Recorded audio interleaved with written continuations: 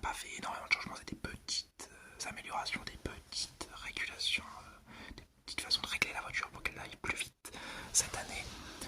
On va surtout parler de la nouvelle livrée, une livrée originale. En vrai, je la trouve horrible, mais reconnaissable, c'est un peu ça. Le vert fluo stabilo est vraiment pas beau, mais bon, au moins on les reconnaîtra sur la piste.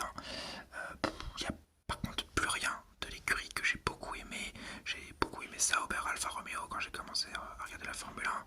J'ai beaucoup aimé Alfa Romeo, j'ai d'ailleurs plusieurs goodies d'Alfa Romeo chez moi, dont je voulais me servir pour faire des roleplays. Mais voilà, tout ce qui a fait l'identité de la marque que j'ai aimé, bah, tout a disparu. Maintenant c'est du carbone et du verre kick. Ouais, bon, vraiment pas du tout intéressant. Je sais même pas si on a déjà vu un verre stabilo comme ça en Formule 1. En tout cas, je trouve pas ça beau du tout.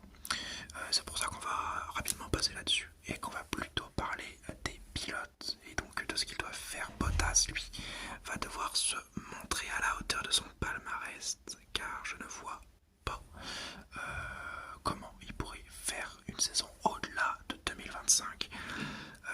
Peut-être une année de plus en 2025, mais jamais Audi l'acceptera dans son programme. Je pense que même lui a compris que c'était une retraite anticipée, qu'il lui reste maximum, mais alors grand maximum 2 ans, et pour moi même un seul an.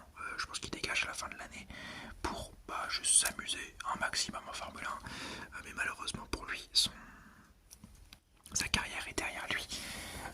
Et ses, entre guillemets, performances ne lui permettront pas de prétendre à une autre écurie que Alfa Romeo. Enfin, Sauber maintenant. Quant à Guan Yu Zhou, lui, il doit convaincre de se laisser garder parce que ses sponsors plus ses résultats, c'est très bien. Parce que les résultats pour l'instant sont plutôt bons, mais il n'a pas encore écrasé Bottas comme il aurait dû le faire.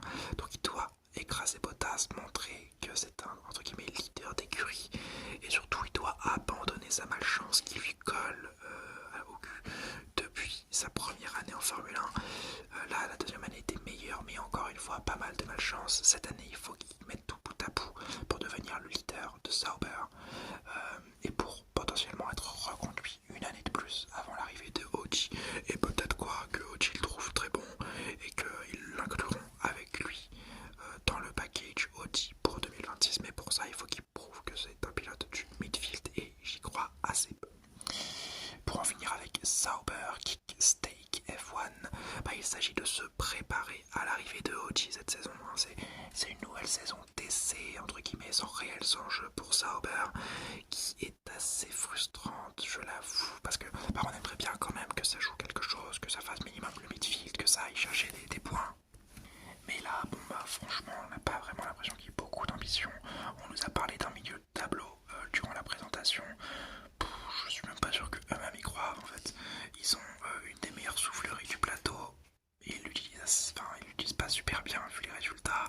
Seidel est un bon leader, mais bon, il attend l'échéance principale de 2026 et là, ça va faire 2 années, celle-ci et la prochaine, où on va avoir une écurie Sauber sans grande ambition, comme l'an dernier, avec un line-up sans réelle surprise.